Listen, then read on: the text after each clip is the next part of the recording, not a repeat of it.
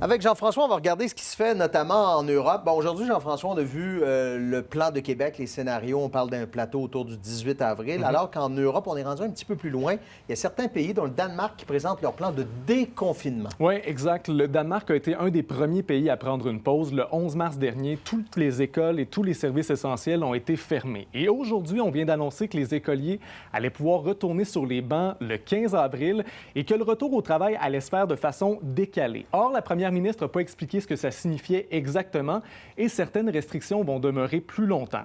Aucun rassemblement de 10 personnes ou plus avant le 10 mai et tous les rassemblements de masse comme les festivals ou les événements sportifs, par exemple, vont demeurer interdits jusqu'au mois d'août. On a répété depuis le début de ce bulletin qu'il fallait être prudent pour ne pas revenir trop rapidement à la normale. L'exemple du Japon va nous en dire long. Oui, il y a 2 semaines, le premier ministre Shinzo Abe a levé un bon nombre de mesures de distanciation sociale. Or, la pandémie s'est accélérée là-bas au cours des derniers jours.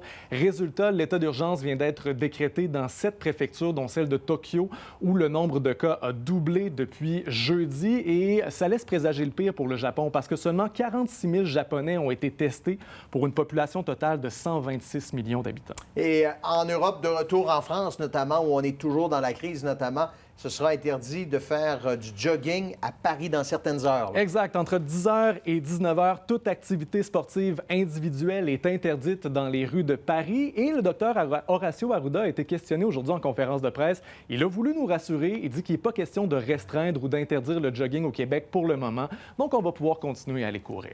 Merci. Merci, Jean-François. Plaisir, Bruno.